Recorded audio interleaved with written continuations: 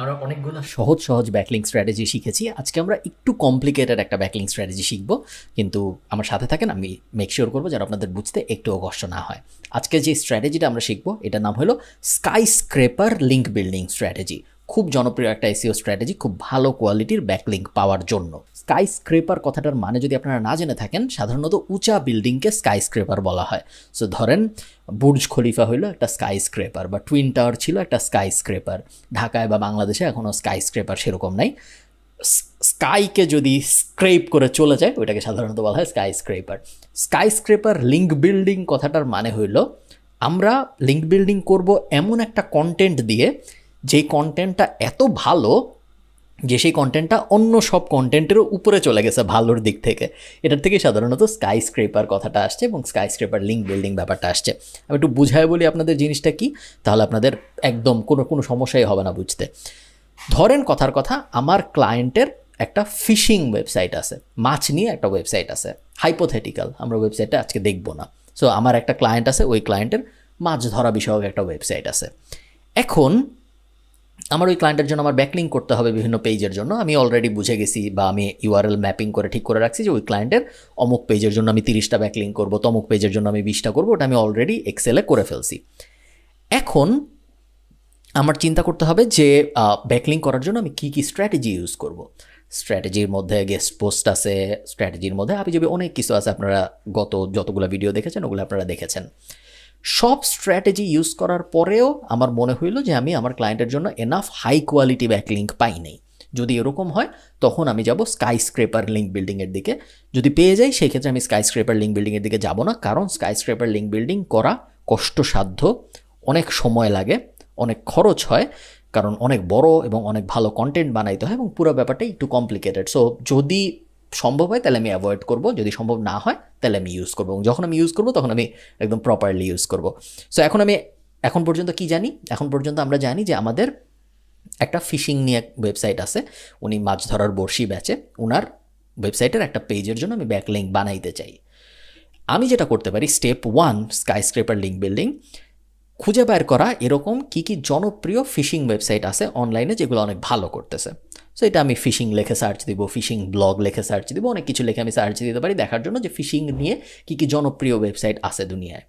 আমার ক্লায়েন্টকে আমি জিজ্ঞেস করতে পারি, যেহেতু ওনার ব্যবসা ফিশিং নিয়ে, উনি খুব সহজে আমাকে বলে দিতে পারবে 3-4টা ওয়েবসাইট বা 3-4টা ব্যবসার নাম যেগুলো ফিশিং ইন্ডাস্ট্রিতে অনেক বড়। আমাকে যদি আপনি জিজ্ঞেস করেন মার্কেটিং এজেন্সি কী বড় আছে দুনিয়ায়, আমি আপনাকে বলতে পারবো, কারণ আমি মার্কেটিং এজেন্সি চালাই। আপনি যেখানে কাজ করেন ওই ইন্ডাস্ট্রির আর কী বড় বড় প্লেয়ার আছে এটা আপনি খুব সহজেই বলতে পারবেন। সো ওই ক্লায়েন্ট মনে করেন আমাকে বলছে যে techmefishing.org খুব বড় একটা কোম্পানি, ওরা অনেক ভালো করে আমি জানি। এটা আমার স্টেপ 1 শেষ হয়ে গেল। স্টেপ 1 হলো identifying a website that is doing very good already in that industry. So যেই ওয়েবসাইটটা অলরেডি ইন্ডাস্ট্রিতে অনেক ভালো করতেছে এরকম ওয়েবসাইট আমরা খুঁজে বের করবো। ইউআরএলটা কপি করব, কপি করে SEMrush আসবো, ব্যাকলিঙ্ক অ্যানালিটিক্সে যাব, ইউআরএলটা এখানে পেস্ট করব এবং তারপরে অ্যানালাইজে চাপ দিব। SEMrush আমাদের অ্যানালাইজ করে বলবে যে আমাদের যে কম্পিটিটর, এই কম্পিটিটরের কতগুলো ব্যাকলিঙ্ক আছে। আমি চলে যাব ইন্ডেক্সড পেজেসে। ইন্ডেক্সড পেজে চলে যাওয়ার পরে SEMrush আমাকে বলবে আমাদের যে কম্পিটিটর এর প্রত্যেক পেজে কতগুলো করে ব্যাকলিঙ্ক আছে। আমি হোম পেজ অ্যাভয়েড করব, কারণ হোম পেজে সবসময় অনেক ব্যাকলিঙ্ক থাকে। এটা হোম পেজ, এটা হোম পেজ, এটাও হোম পেজ, এই হোম পেজগুলো আমি সব অ্যাভয়েড করব। ঠিক আছে, আমি দেখতেছি এই পেজটায় 3725টা ব্যাকলিঙ্ক আছে 477টা ডোমেইন থেকে। সো বেশ পাওয়ারফুল। এবং এটাও আমি দেখতেছি get a fishing license 2,79,000 backlink আছে 416টা ডোমেইন থেকে। এটাও বেশ পাওয়ারফুল। আমি এই দুইটা ইউআরএল ওপেন করলাম। সো স্টেপ 2 হইল আমার কম্পিটিটরের ওয়েবসাইটের এমন পেজ খুঁজে বের করা যেটায় অনেক ব্যাকলিঙ্ক আছে। অনেক মানে কত? মিনিমাম 100-র বেশি ব্যাকলিঙ্ক আছে, ম্যাক্সের কোনো লিমিট নাই। সো মিনিমাম 100-র বেশি, যত বেশি হয় তত ভালো। সো এই ক্ষেত্রে আমরা এমন দুইটা পেজ ওপেন করেছি যেই দুইটারই 400-র বেশি ব্যাকলিঙ্ক আছে। ঠিক আছে, সো ওপেন করলাম এইটা এবং এইটা। এই পেজটায় কথা বলা হচ্ছে, আমরা দেখতে পাচ্ছি কোন কোন জায়গায় ফিশিং করা যায় এটা নিয়ে। আর এই পেজে কথা বলা হচ্ছে ফিশিং লাইসেন্স কিভাবে পাওয়া যাবে এটা নিয়ে। ঠিক আছে, এখন আমাদের গোলটা কি আমি আপনাদের থিওরিটা বোঝাই। আমরা জানি যে এই পেজটায় 477টা ব্যাকলিঙ্ক আছে এবং এই পেজটা কথা বলে কোথায় কোথায় ফিশিং করা যাবে এটা নিয়ে। এই পেজে 416টা ব্যাকলিঙ্ক আছে এই পেজটা কথা বলে ফিশিং লাইসেন্স পাওয়া যাবে কীভাবে এটা নিয়ে। সো আমরা জানি ফিশিং লাইসেন্স নিয়ে কথা বলা ভালো আইডিয়া, কোথায় কোথায় ফিশিং করা যাবে এটা নিয়ে কথা বলাও ভালো আইডিয়া। আমরা এখন যেটা করতে পারি, আমরা আমাদের ক্লায়েন্টের ওয়েবসাইটে যেতে পারি, যে এমন একটা আর্টিকেল লিখবো আমরা যে আর্টিকেলটা এটার থেকে মিনিমাম 5-10 গুণ ভালো।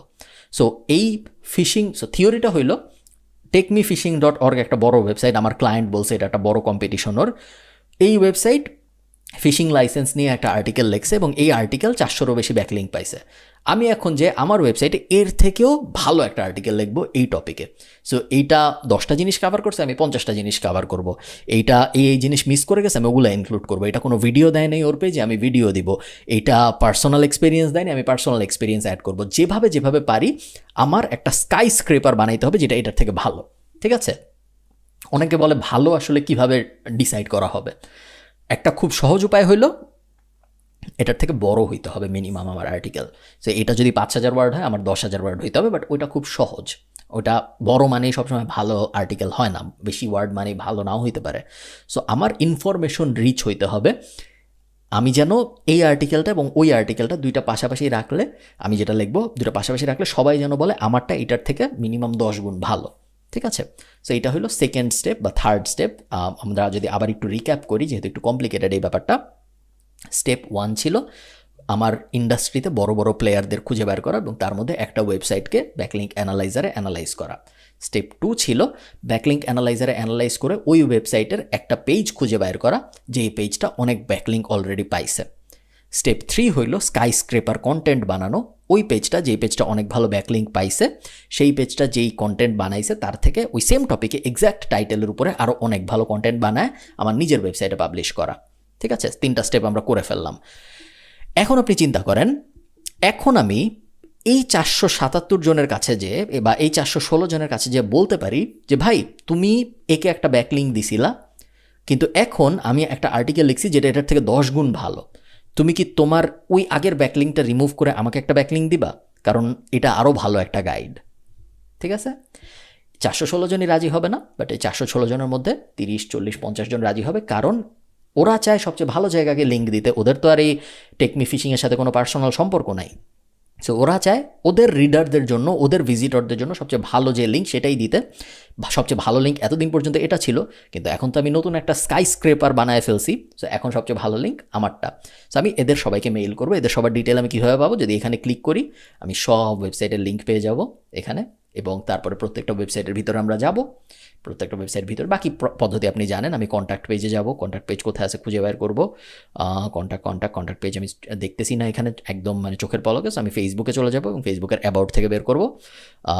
আপনি হয়তো এখান থেকে কোথাও কন্ট্যাক্ট আছে যেটা আমি দেখতেছি না, আপনি হয়তো দেখতেছেন, সো আপনি এখান থেকে পেয়ে যাবেন। সো এইভাবে আমি এই 400 ইমেল নিব, 416টা ইমেল নিব এবং সবাইকে ব্যাকলিঙ্কের জন্য ইমেল পাঠাবো। ইমেল পাঠায় বলবো, ইমেলটা এরকম হবে, subject I created a better resource for, যদি আমি এটার জন্য লিখি I created a better resource for fishing licenses online, এবং তারপরে ইমেলের বডিতে আমি লিখবো যে hi, I saw you gave a link to techmefishing.org for fishing license online. I just created a resource that I think is 20 times better than that. So would you be interested in linking to mine? এটুক বলে আমি mail করব, তারপর আমি 2টা follow up করবো। ইমেলের যে রেগুলার সিস্টেম আমাদের, ওই সিস্টেম আমরা করব। এবং আইডিয়াটা হলো এমন একটা পেজ খুঁজে বের করা যেটা অনেক অলরেডি ব্যাকলিঙ্ক আছে, ওইটার থেকেও একটা ভালো পেজ বানানো, এবং তারপরে ওকে যে ব্যাকলিঙ্ক দিছে তাদের সবার সাথে যোগাযোগ করে বলা আছে ওই ব্যাকলিঙ্কটা সরায় আমাকে ব্যাকলিঙ্ক দাও, কারণ আমার যে পেজটা ওই পেজটা ওই আগের পেজটার থেকে আরও অনেক অনেক বেশি ভালো। এটাকে বলা হয় স্কাই স্ক্রেপার লিঙ্ক বিল্ডিং। অনেকে অনেক কমপ্লিকেটেড করে ফেলে জিনিসটা। এরকম অনেক মানুষ আছে, আমি জানি বাংলাদেশেই আছে এরকম অনেক মানুষ যারা শুধু স্কাই স্ক্রেপার লিঙ্ক বিল্ডিংয়ের উপর কোর্সও বানায়।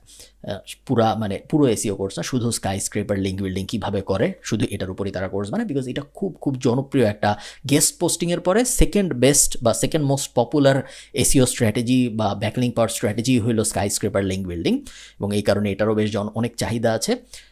অনেকে শুধু স্কাই স্ক্রেপার লিঙ্ক বিল্ডার হিসাবে ফাইবারে, আপওয়ার্কে কাজ করে, আপনারা সার্চ দিলেই দেখতে পারবেন, এবং আপনিও করতে পারেন চাইলে। আর আপনি যদি প্রপার একজন এসইও হইতে চান সেক্ষেত্রে আপনার অনেকগুলো স্ট্র্যাটেজির মধ্যে এখন এটাও জানা হয়ে গেল।